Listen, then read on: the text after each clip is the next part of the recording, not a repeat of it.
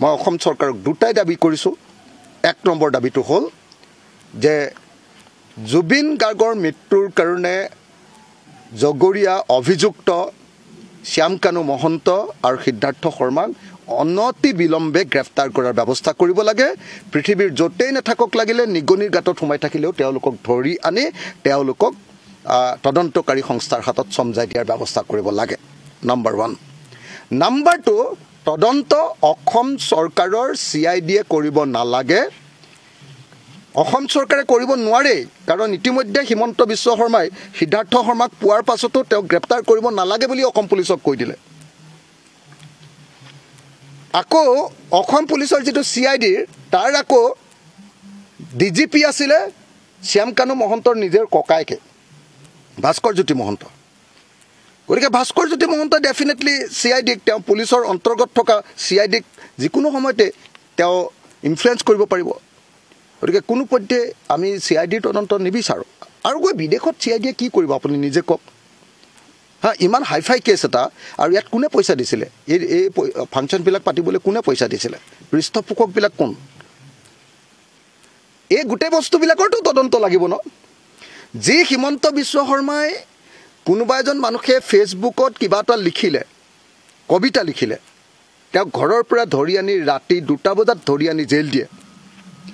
যি হিমন্ত বিশ্ব শৰ্মাই টুইটাৰত কোনোবা বাহিৰৰ মানুহ এজনে কিবা এটা কথা হিমন্ত বিশ্ব শৰ্মা বা অসমৰ বিষয়ে কিবা এটা লিখিলে, বাহিৰৰ পৰা দিল্লীৰ পৰা ধৰি আনেগে মানুহ। সেই মানুহজনে অসমৰ আটাইতকৈ ডাঙৰ গায়কজনৰ মৃত্যুৰ সময়ত জগৰীয়া মানুহবিলাকক গোটেই অসমৰ মানুহে দাবী কৰাৰ পাছতো এতিয়ালৈকে কেলে গ্ৰেপ্তাৰ কৰা নাই? নিশ্চয় কিবা এটা ঘটনা আছে, নিশ্চয় কিবা এটা ৰহস্য আছে, নিশ্চয় এটা কিবা গোপন কাহিনী আছে, যিটো কাৰণত এতিয়ালৈকে হিমন্ত বিশ্ব শৰ্মাই এই অপৰাধীবিলাকক, এই অভিযুক্তবিলাকক এতিয়ালৈকে গ্ৰেপ্তাৰ কৰা নাই।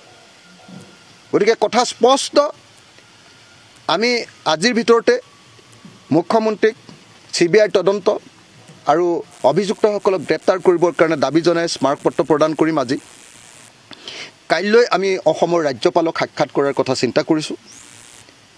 কাইলৈ ৰাজ্যপালক লগ পাবৰ কাৰণে অনুমতি বিচাৰি ইতিমধ্যে পত্ৰ প্ৰেৰণ কৰা হৈছে। গতিকে কাইলৈ ৰাজ্যপালক সাক্ষাৎ কৰা হ'ব। আৰু অচিৰে এই দুটা কাম কৰাৰ পাছত, অসমৰ মুখ্যমন্ত্ৰীক স্মাৰকপত্ৰ দিয়াৰ পাছত, অসমৰ ৰাজ্যপালক স্মাৰকপত্ৰ দিয়াৰ পাছত, ৰাজ্যপালৰ লগত CBI তদন্তৰ কাৰণে কথা পতাৰ পাছত আৰু গ্ৰেপ্তাৰ কৰিবৰ কাৰণে, অপৰাধীক গ্ৰেপ্তাৰ কৰিবৰ কাৰণে আমি দাবী জনোৱাৰ পাছত, যদি এই কাম নহয় তেতিয়াহ'লে কেইদিনমানৰ ভিতৰতে পূজা নাচাওঁ আৰু আন্দোলনহে কৰিম। ইষ্ট ইণ্ডিয়া ফেষ্টিভেলক তেওঁলোকে আৰু পুঁজি যোগান নধৰে, আৰু তেওঁলোকক অসমত কোনো ফাংচন কৰিবলৈ, কোনো প্ৰগ্ৰেম কৰিবলৈ অনুমতি নিদিয়ে। মই ভাবোঁ যে জুবিন গাৰ্গ মৃত্যু হোৱাৰ পাছত, জুবিন গাৰ্গক পৰোক্ষভাৱে মৃত্যুৰ পিনে ঠেলি দিয়াৰ পাছত নৰ্থ ইষ্ট ইণ্ডিয়া ফেষ্টিভেলে এনেও আৰু কোনোপধ্যে অসমত কোনোদিন অনুষ্ঠান কৰিব নোৱাৰে, এইটো নিশ্চিন্ত থাকক। সেইকাৰণে অসমৰ মুখ্যমন্ত্ৰীৰ এই ঘোষণা এটা প্ৰশাসনৰ বাহিৰে আন একো নহয়। এনে মানুহৰ ক্ষোভটোক, খংটোক কমাবৰ কাৰণে কৰা এটা গিমিক বুলি যাক কয়, এটা চমকৰ বাহিৰে আন একো নহয়। গতিকে অসমৰ মুখ্যমন্ত্ৰীয়ে কওকে বা নকওকে, অসমৰ ৰাইজে, অসমৰ যুৱ সমাজে, অসমৰ সংগঠনসমূহে, অসমৰ ৰাজনৈতিক দলবিলাকেই আচলতে কোনোপধ্যে কেতিয়াও এই অনুষ্ঠানটোক আৰু অসমত কেতিয়াও কোনো ফাংচন পাতিবৰ কাৰণে, কোনো ফেষ্টিভেল পাতিবৰ কাৰণে অনুমতি নিদিয়ে। গতিকে এই অনুষ্ঠানটো ৰাইজৰ ওচৰতে বেন হৈছে। চৰকাৰে বেন কৰক নকৰক সেইটো পিছৰ কথা। কিন্তু বাৰম্বাৰ দাবী জনাই থকাৰ পাছতো এতিয়ালৈকে কিয় হিমন্ত বিশ্ব শৰ্মাই এতিয়ালৈকে শ্যামকানু মহন্ত আৰু সিদ্ধাৰ্থ শৰ্মাক এতিয়ালৈকে গ্ৰেপ্তাৰ কৰা নাই কিয়? পৃথিৱীৰ য'তেই লুকাই নাথাকক লাগিলে শ্যামকানু মহন্ত আৰু সিদ্ধাৰ্থ শৰ্মাক গ্ৰেপ্তাৰ কৰিব লাগে। চাই আছিলে সেই সাগৰলৈ যোৱা, সেই সাগৰ নহয় আচলতে সেই জলৰাশি, আচলতে ছিংগাপুৰ আৰু ইণ্ডোনেছিয়াক বিভক্ত কৰা যি জলৰাশি, সেই জলৰাশিক আচলতে আমি সকলোৱে বাধ্য কৰোৱা, তাত নামিবলৈ সেই ছিংগাপুৰৰ নাগৰিকসকলকো গ্ৰেপ্তাৰ কৰিবৰ কাৰণে মই দাবী জনাইছোঁ। দ্বিতীয় দাবীটো হ'ল যে অসমৰ মুখ্যমন্ত্ৰীক বাৰম্বাৰ কৈ থকাৰ পাছতো এতিয়ালৈকে CBI এনকুৱাৰী দিয়া নাই।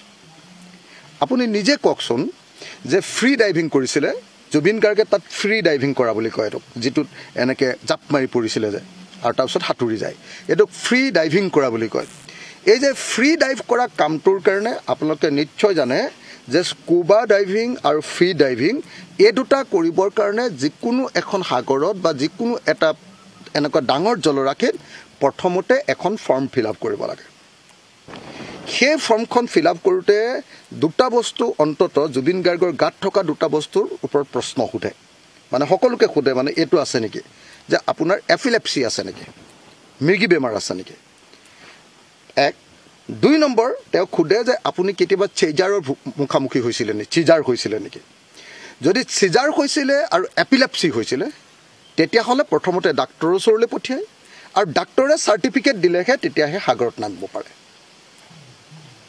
কিন্তু আশ্চৰ্যজনকভাৱে কোনোবাই মেনুপুলেট কৰি বা কোনোবাই দুই নম্বৰী কৰি জুবিন গাৰ্গক সাগৰততো নমালেই সাগৰত নমোৱাৰ কথাটো বাদ দিয়ক আপুনি তাৰ লগতে পৃথিৱীৰ ক'তো নোহোৱা নোপোজাকে মানে কোনো পৰ্যটকে কেতিয়াও নকৰা নিচিনাকৈ আপোনাৰ কি কৰিলে আপোনাৰ এইটো নিপিন্ধাকে কি বুলি কয় এইটো লাইফ জেকেট নিপিন্ধাকে তেওঁক খালী গাৰে সাঁতুৰিবলৈ ঠেলি দিয়া হ'ল খালী গাৰে সাঁতুৰিবলৈ ঠেলি দিয়াই নহয় তাৰপিছত যেতিয়া তেওঁ অসহায় হৈ পৰিছে তেতিয়া কোনেও তেওঁক হেল্প কৰিবলৈ যোৱা নাই গতিকে এইটো এটা অত্যন্ত এটা ডাঙৰ ক্ৰিমিনেল কনস্পিৰেচি